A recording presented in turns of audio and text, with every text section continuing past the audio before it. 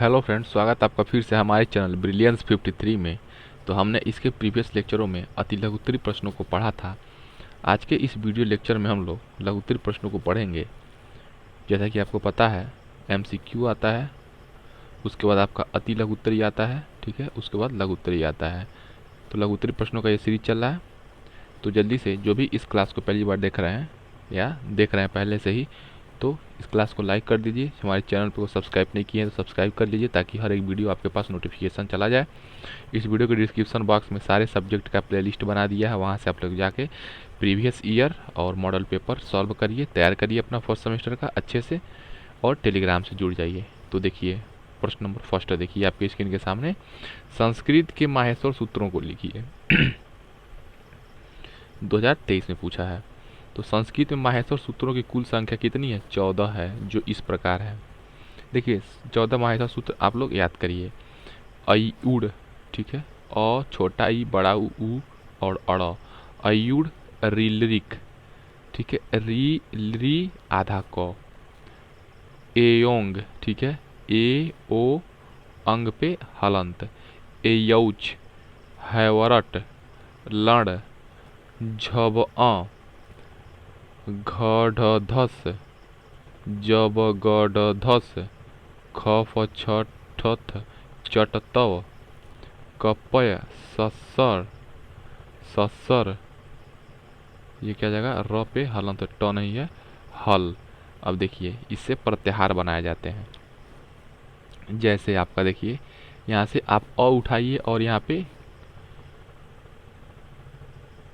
च उठाइए, तो देखिए क्या बन रहा है आपका? अ बन रहा है और आधा च।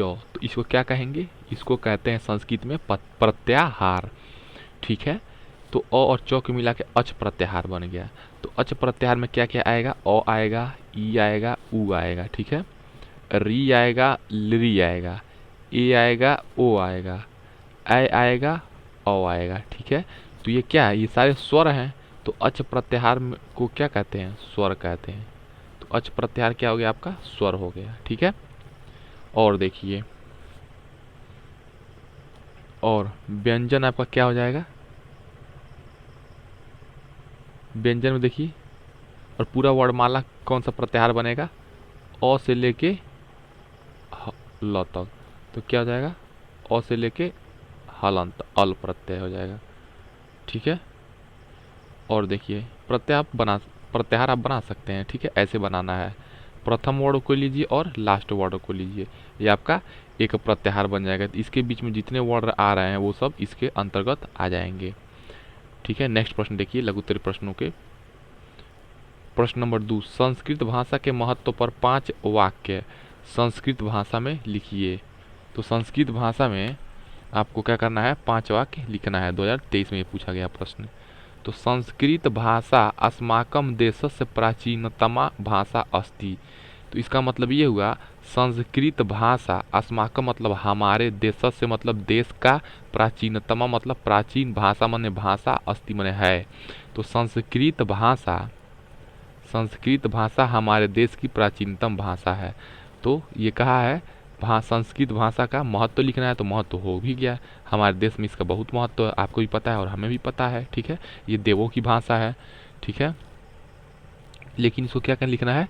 ये जो सेंटेंस लिखना है आपको संस्कृत लैंग्वेज में लिखना है। तो ये पहला लैंग्वेज में हो गया, ठीक है। प्राचीन काले सर्वे एवं भारतीया संस्कृत भाषाया एवं व्यवहारम कुर्वन्ति स्म। तो देखिए इसका अर्थ क्या हो गया? प्राचीन काल यानी कि प्राचीन काल में, सर्वे माने सभी, एवं माने ही, इसका मतलब क्या हो जाएगा? ये हो जाएगा ही, ठीक है। तो प्राचीन काल से ही भारतीय मतलब भारतीय लोग संस्कृत भाषा या संस्कृत भाषा एवं व्यवहार कुर्वन्ति स। तो प्राचीन काल से ही सभी भारतीय संस्कृत भाषा का व्यवहार करते हैं। सर्वे प्राचीन ग्रंथाः चत्वारो वेदाश्च संस्कृत भाषायामेव सन्ति। अब देखिए इसका सर्वे मतलब सभी, प्राचीन ग्रंथा मतलब प्राचीन ग्रंथ, पुराने ग्रंथ, चत्वारो मतलब क्या हो जाएगा? चत्वारो मतलब 4 हो जाता है, ठीक है। वेदाश्च, तो वेदाश्च मतलब क्या हो जाएगा? वेद प्लस च। च मतलब क्या होता है और, यानी कि और, ये जो च है पहले आ जाएगा ऐसे, तो वेदास के पहले च आ जाएगा। तो सभी प्राचीन ग्रंथ, च यानी कि और, चारों वेद, ठीक है, संस्कृत भाषायामेव सन्ति। सभी प्राचीन ग्रंथ और चारों वेद संस्कृत भाषा में ही, संस्कृत भाषा मयो, देखिए संस्कृत भाषा प्लस मेव, ठीक है, अयमेव, तो क्या हो जाएगा आपका संस्कृत भाषा में ही है। यानी कि जो भी हमारे प्राचीन ग्रंथ हैं और चारों वेद हैं वो क्या है, संस्कृत भाषा में ही लिखे गए हैं। ये हमारे संस्कृत भाषा का देखिए महत्व के अंतर्गत आ रहा है कि नहीं आ रहा है, एकदम आ रहा है। चौथा क्या हो जाएगा, संस्कृत भाषा भारत राष्ट्र से एकताया आधार अस्ति। संस्कृत भाषा भारत राष्ट्र से, यानी कि भारत राष्ट्र का, एकताया मतलब एकता का, आधार अस्ति, यानी कि जो संस्कृत भाषा है आपकी भारत राष्ट्र की एकता का आधार है। ये भी संस्कृत का बहुत बड़ा महत्व है, ठीक है। संस्कृत भाषाया स्वरूपम पूर्ण रूपेण वैज्ञानिक अस्ति। तो संस्कृत भाषा जो है स्वरूपम मतलब संस्कृत भाषा का स्वरूप पूर्ण रूपेण, यानी कि पूर्ण रूप से, यहाँ पे क्या लगेगा, से कारक चिन्ह, पूर्ण रूप से वैज्ञानिक है, ठीक है। तो क्या जाएगा, संस्कृत भाषा का स्वरूप, यहाँ पे क्या लगेगा, संस्कृत भाषा का स्वरूप पूर्ण रूप से, देखिए ये बहुत ध्यान देना एग्जाम में ट्रांसलेट करते समय, नहीं तो पूरा नंबर कट जाएगा। तो संस्कृत भाषा का स्वरूप पूर्ण रूप से वैज्ञानिक यानी कि वैज्ञानिक है। नेक्स्ट प्रश्न देखिए आपके स्क्रीन के सामने, देखिए ट्रांसलेट करिए इसको। प्रश्न नंबर 3, निम्नलिखित का संस्कृत में अनुवाद कीजिए। गणेश को लड्डू अच्छे लगते हैं, ठीक है, तो लड्डू का संस्कृत पता होना चाहिए, अच्छा लगना का पता होना चाहिए, गणेश का पता होना चाहिए, और हैं का कहीं कहीं होता है, कहीं कहीं नहीं लिखा जाता है। तो देखिए इसका कैसे ट्रांसलेट होगा, तो देखिए यहाँ पे गणेश का क्या हो जाएगा, गणेशाय, नहीं लोग कहते हैं गणेशाय नमः, तो वहीं से देख लीजिए गणेश जी को नमन है, तो गणेश को, तो गणेशाय हो गया, ठीक है। लड्डू का क्या हो जाएगा, मोदक, मोदक मतलब लड्डू, अच्छे लगते यानी कि रोचक, रोचते, यानी नहीं कहते हैं कि अच्छा रोचक लग रहा है, तो उसी से ऐड कर लीजिए दिमाग में कि गणेश को मोदकः रोचते, यानी कि गणेश को लड्डू अच्छे लगते हैं। गुरु को नमस्कार है, दूसरा क्या हो जाएगा, गुरु को नमस्कार है। तो देखिए गुरु को, ये आप देखिए को, जो को है ना ये आपका कारक चिन्ह है, तो ये जो कारक चिन्ह है ये क्या हो जाएगा, गुरुवे, तो गुरुवे मतलब क्या जाएगा, गुरु को नमः मतलब नमस्कार है, ठीक है। ये सारी मेन डिफरेंसेस हैं, गलत नहीं करना है। 3, राम पढ़ने के लिए काशी जाता है, पढ़ने के लिए, तो संप्रदान कारक हुआ है, ठीक है, तो यहाँ पे देखिए संप्रदान कारक आएगा। राम अध्ययनार्थ, देखिए अध्ययनार्थ लगा है ना, तो ये जो अध्ययनार्थ मतलब है अध्ययन के लिए या पढ़ने के लिए, इन इसका मीनिंग हो जाएगा। काशी का क्या हो जाएगा, काशी जाता है, ये प्रेजेंट टेंस में आता है, तो गच्छति हो जाएगा, ठीक है। श्याम पिता के साथ गया, तो श्यामः पिता के साथ, ठीक है, पित्रा सह अगच्छत, यानी कि गया, यानी कि पास्ट टेंस की बात कर रहा है, तो अगच्छत होता है पास्ट टेंस में उसका। नेक्स्ट प्रश्न देखिए, प्रश्न नंबर 4, लिख धातु का लोट लकार में रूप लिखिए। तो लिख धातु का बैठा दीजिए पठ धातु पे ही, पठति पठता पठंति, उसी पे बैठा दीजिए। देखिए यहाँ पे क्या हो जाएगा, लिखतु लिखताम लिखंतु, लिखतु लिखताम लिखंतु, ठीक है। उसके बाद क्या आता है, पठसी पठत पठत, ठीक है, तो क्या हो जाएगा, लिख लिखतम लिखत, पठामी पठावह पठामह, तो क्या जाएगा, लिखानी लिखावह लिखामह, ऐसे ही बैठाया जाता है। ये प्रथम पुरुष हो जाएगा, आपको पता है ये एग्जाम में लिखना है, हेडिंग सब डालना है, प्रथम पुरुष, मध्यम पुरुष, उत्तम पुरुष, ऊपर एक वचन, फिर द्विवचन, फिर बहुवचन। तो संस्कृत में 3 वचन हो गए और 3 पुरुष हो गए, ठीक है। नेक्स्ट प्रश्न नंबर 5, गम धातु के लोट लकार के रूप लिखिए, 2018 में पूछा है। तो उत्तर गम धातु लोट लकार, ठीक है। तो गम धातु का लोट लकार, हेडिंग क्या डालेंगे, पुरुष एक वचन, द्विवचन, बहुवचन। तो प्रथम पुरुष, फिर उसके बाद मध्यम पुरुष, उसके बाद उत्तम पुरुष। तो देखिए प्रथम पुरुष में क्या लगेगा, गच्छतु, गच्छताम, गच्छन्तु, पठति, पठति, पठतः, पठन्ति। उसी प्रकार आपका गच्छतु, गच्छताम, गच्छन्तु, गच्छ, गच्छतम, गच्छत, ठीक है, गच्छान, गच्छाव, गच्छाम। यहाँ पे विसर्ग नहीं है क्योंकि ये लोट लकार है, इसीलिए कह रहा हूँ पठ धातु जरूर याद कर लीजिए आप लोग। प्रश्न नंबर 6, पठ धातु का पांचों लकारों का आप लोग को याद करना है, इम्पोर्टेंट। संस्कृत व्याकरण शिक्षण के उद्देश्य लिखिए, 2018 में पूछा है। तो संस्कृत व्याकरण शिक्षण के क्या उद्देश्य हैं, चलिए हम लोग पढ़ते हैं। तो शुद्धाशुद्ध का ज्ञान कराना। संस्कृत क्या है, सबसे परिष्कृत और परिमार्जित है, ठीक है। शुद्ध वाक्य रचना की योग्यता प्रदान करना, शुद्ध वाक्य रचना की योग्यता प्रदान करना। संस्कृत क्या है, सबसे शुद्ध लैंग्वेज है माना जाता है। संस्कृत भाषा की संश्लिष्टता का ज्ञान कराना, भाषा पर पूर्ण अधिकार प्राप्त करने योग्य बनाना, शब्दों के विभिन्न रूपों का ज्ञान कराना, छात्रों को संस्कृत भाषा के ध्वनि तत्व से परिचित कराना, छात्रों की तर्क शक्ति एवं रचनात्मक वृत्ति का विकास करना। नेक्स्ट प्रश्न नंबर 7 देखिए, संस्कृत शिक्षण में ऑडियो वीडियो क्लिप के महत्व को दर्शाइए, 2022 में पूछा है। अथवा संस्कृत शिक्षण में वीडियो क्लिप का क्या महत्व है, या संस्कृत शिक्षण में वीडियो क्लिप का महत्व। देखिए वीडियो क्लिप का महत्व, तो इसमें बहुत बड़ी लाइब्रेरी को छोटी डिस्क पर उतारा जा सकता है, जैसा कि आपको ये पढ़ाया जा रहा है ऑडियो और विजुअल के माध्यम से, फ़ोन के माध्यम से, यही इसका महत्व लिख दीजिएगा तो भी हो जाएगा। इसमें भंडारण हेतु कम स्थान चाहिए, यह सस्ती पड़ती है जब बहुत अधिक संख्या में बनाई जाए ऑडियो विजुअल में, ठीक है। इस पर पहुंचना सरल होता है तथा इससे मनपसंद सूचनाएं आसानी से प्राप्त की जाती हैं। पांचवा क्या हो जाएगा, सीखने वालों की उत्पादकता बढ़ाई जा सकती है। जैसे आप लोग मोबाइल से क्या कर सकते हैं, बहुत विभिन्न क्लास को आप लोग देख सकते हैं और पढ़ सकते हैं। इससे क्या होगा, सीखने की उत्पादकता बढ़ेगी, प्रोडक्टिविटी बढ़ेगी। इसमें छात्रों के कोर्स की सामग्री के साथ अंतःक्रिया की व्यवस्था होती है। इसमें प्रतिपुष्टि तत्काल मिलने की व्यवस्था है। जैसे आपका यूट्यूब पे पोल लगता है, कौन सा ऑप्शन सही है, ये तुरंत आपका क्या होती है, प्रतिपुष्टि लिया जाता है। फीडबैक आप लोगों का तुरंत क्लास में ही ले लिया जाता है चाहे तो तत्काल मिलने की व्यवस्था भी है ऑडियो विजुअल के माध्यम से। स्वचालित फ्रेम स्टॉप की व्यवस्था है, ठीक है। मास्टरी अर्जित करने हेतु पुनरावृत्ति सुविधा है, यानी कि जो ये फ़ोन है आपका क्या है, मास्टरी ओरिएंटेड है, ये आप इससे मास्टरी एक्वायर कर सकते हैं किसी भी एक सब्जेक्ट में। डिस्क के विभिन्न अंशों तक फॉरवर्ड एवं बैकवर्ड क्रिया द्वारा पहुंचने की सुविधा भी है, ये भी आपको पता है।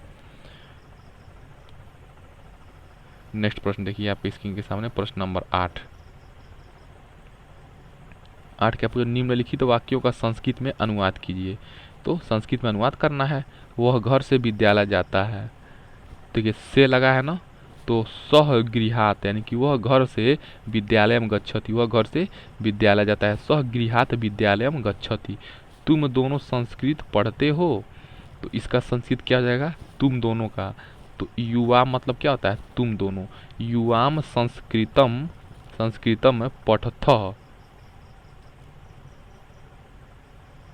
लड़के मैदान में खेलते हैं, तो बालकः क्रीडांगने क्रीडन्ति, क्या हो जाएगा, बालकः क्रीडांगने क्रीडन्ति। राम रामपुर में रहता है, तो रामः रामपुरे निवसति। निवसत मतलब क्या हो जाएगा, रहता है। आपको प्रैक्टिस करना पड़ेगा तभी इसका आप लोग सॉल्व कर पाएंगे। प्रश्न नंबर 9, संस्कृत शिक्षण में दृश्य श्रव्य उपकरण कौन कौन से होते हैं, अथवा दृश्य श्रव्य सामग्री के एक एक उदाहरण दें तथा उसका वर्णन करें। यानी कि दृश्य श्रव्य सामग्री यानी कि ऑडियो और विजुअल, ऑडियो विजुअल जो भी आपके उपकरण हैं, एपेरेटस हैं, उसके बारे में क्या करना है, बताना है। 2018 में पूछा ये प्रश्न। तो दृश्य श्रव्य सामग्री के एक एक उदाहरण दे तथा उसका वर्णन करें। तो संस्कृत शिक्षण में ऑडियो विजुअल उपकरण देखिए कौन हो जाएगा। पहला दृश्य साधन, वे साधन है जिन्हें देखकर बालक शीघ्र सीखने में सहायता प्राप्त करता है। ये दृश्य साधन है जिनका उपयोग शिक्षक कम खर्च तथा कम श्रम में शीघ्र सिखाने में उपयोगी पाता है। श्यामपट्ट, लपेट श्यामपट्ट, मानचित्र, मॉडल चित्र, चार्ट, फलालेन, पट्ट, प्रतिरूप आदि सभी इसके अंतर्गत आते हैं। दृश्य साधन देखने वाली साधन है, ठीक है। श्रव्य साधन देखिए सुनने वाले कौन कौन से आपके टीएलएम हैं संस्कृत में। तो श्रव्य साधन वे साधन है जिन्हें सुनकर पाठ्य वस्तु समझने में मदद मिलती है। जिस प्रकार आप लोग वीडियो देख रहे हैं तो क्या हो गया, दृश्य और श्रव्य दोनों हो गया। जैसे टेप रिकॉर्डर एवं लिंगुआ फोन, शुद्ध उच्चारण एवं आदर्श वाचन के लिए ये नितांत उपयोगी है, ठीक है। तुलनात्मक वाचन के अंतर को जानने के लिए टेप से बहुत सहायता मिलती है। कभी कभी आकाशवाणी एवं टीवी पर भी संस्कृत नाटकों एवं देववाणी कार्यक्रम आदि का प्रसारण भी बालकों को प्रेरणा देने का कार्य करता है। थर्ड देखिए, दृश्य श्रव्य उपकरण, ये वे उपकरण हैं जो दिखाई भी देते हैं तथा सुनाई भी देते हैं। उदाहरणार्थ टीवी पर प्रसारित शैक्षिक चित्र, नाटक, शिक्षाप्रद फिल्म स्ट्रिप आदि उपकरण इसके अंतर्गत आते हैं। सीखने का वह सामान्य नियम है कि इसके लिए जितनी ही अधिक इंद्रियां क्रियाशील होंगी उतनी ही सीखना शीघ्र तथा चिर अस्थायी होगा, ठीक है। जैसे आप लोग इस वीडियो के माध्यम से समझ रहे हैं और सीख रहे हैं आसानी से, उसी प्रकार आपका दृश्य श्रव्य उपकरण भी होता है।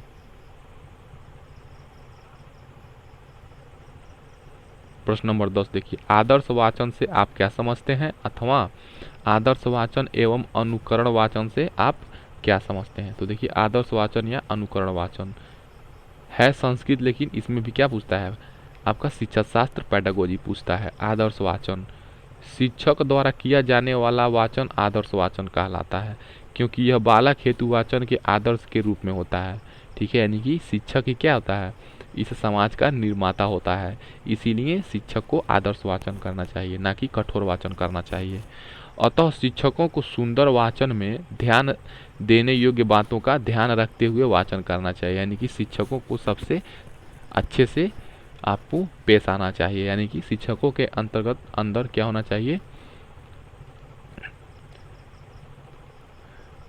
उनके अंदर पेशेंस होना चाहिए और अच्छी आदर्श वाचन होना चाहिए उनके अंदर, जिससे बालक को वाचन हेतु उचित मार्गदर्शन प्राप्त हो सके। यदि अध्यापक द्वारा किए गए वाचन में त्रुटियां रहती हैं और वाचन के घटकों का ध्यान नहीं रखा जाता है तो उसे आदर्श वाचन नहीं कहा जाएगा। शिक्षक द्वारा किए गए वाचन को आदर्श वाचन इसलिए कहा जाता है कि अध्यापक वाचन में कोई त्रुटि नहीं करेगा तथा वाचन के घटकों का ध्यान रखते हुए वास्तव में बालकों के सामने आदर्श वाचन प्रस्तुत करेगा। ये आपका आदर्श वाचन हो गया। अब देखिए अनुकरण वाचन, इसको हम लोग कहते हैं इंग्लिश में इमिटेशन, ठीक है। क्या कहते हैं, इमिटेशन कहते हैं, आप लोग देख सकते हैं इमिटेशन। अनुकरण वाचन, अनुकरण वाचन छात्रों द्वारा किया जाता है। तो अनुकरण कौन करेगा, बच्चे ही तो अनुकरण करेंगे अध्यापक का देख के। तो अनुकरण वाचन छात्रों द्वारा किया जाता है। इसे अनुकरणीय वाचन इसलिए कहते हैं क्योंकि इसमें छात्र शिक्षक द्वारा किए गए वाचन के अनुसार वाचन करने का प्रयास करते हैं। तो इमिटेशन दो प्रकार के होते हैं, अनुकरण वाचन दो प्रकार के होते हैं। पहला एक होता है पर्सनल, ठीक है, पर्सनल रीडिंग। दूसरा जगह समवेत वाचन, यानी कि व्यक्तिगत वाचन और समवेत वाचन।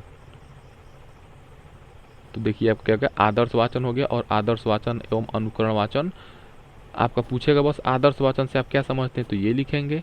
अब आदर्श वाचन एवं अनुकरण वाचन पूछेगा तो आप क्या करना पड़ेगा, आदर्श वाचन और अनुकरण वाचन दोनों का डेफिनेशन लिखना पड़ेगा और अनुकरण वाचन के दो भेद लिखना पड़ेगा, एक आपका व्यक्तिगत वाचन और एक आपका समवेत वाचन।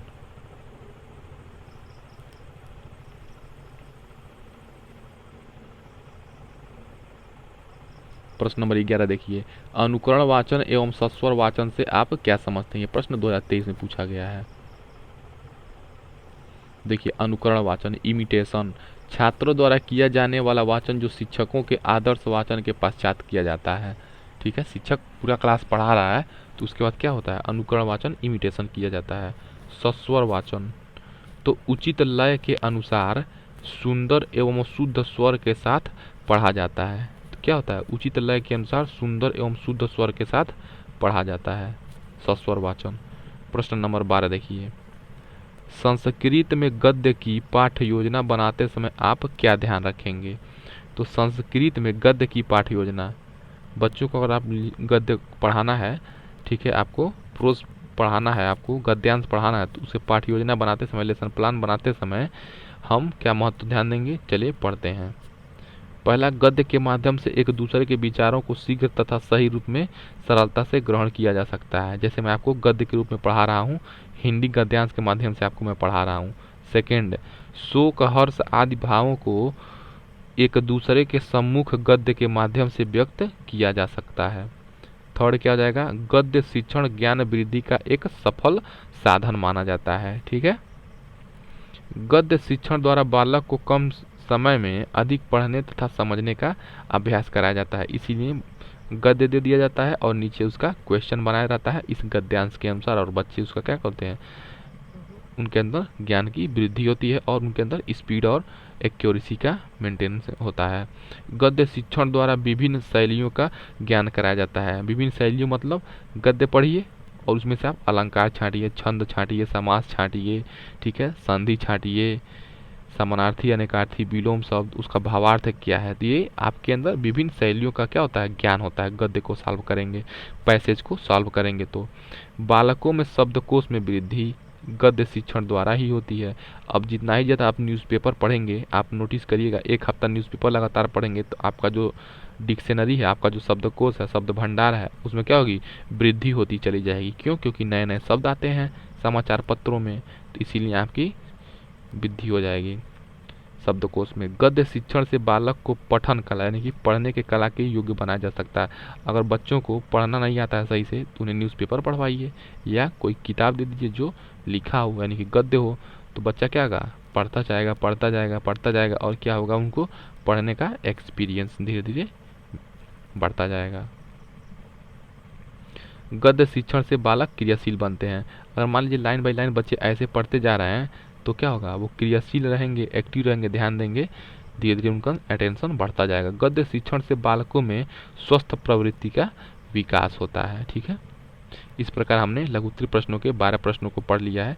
चलिए आगे का जो भी प्रश्न है लघुत्तरीय प्रश्न हम लोग नेक्स्ट वीडियो में पढ़ते हैं। तब तक हमारे चैनल को like share subscribe DL first semester वाला स्टूडेंट के साथ इस क्लास को जरूर शेयर करें, और इसके प्रीवियस वीडियोस जो है हमने इस वीडियो के डिस्क्रिप्शन बॉक्स में दे दिया है, जहाँ पे आपका लघुत्तरीय प्रश्न है, अति लघुत्तरीय है, ठीक है, अति लघुत्तरीय है, और आपका MCQ है, और सारे पेपर फर्स्ट हो, चाहे पेपर सेकेंड हो, चाहे पेपर थर्ड हो, चाहे पेपर फोर्थ हो, सबका हमने मॉडल पेपर बना दिया है। ठीक है, प्रीवियस ईयर क्वेश्चन है, आप लोग जाके सॉल्व करिए। मिलते हैं नेक्स्ट वीडियोज़ में। जय हिंद दोस्तों।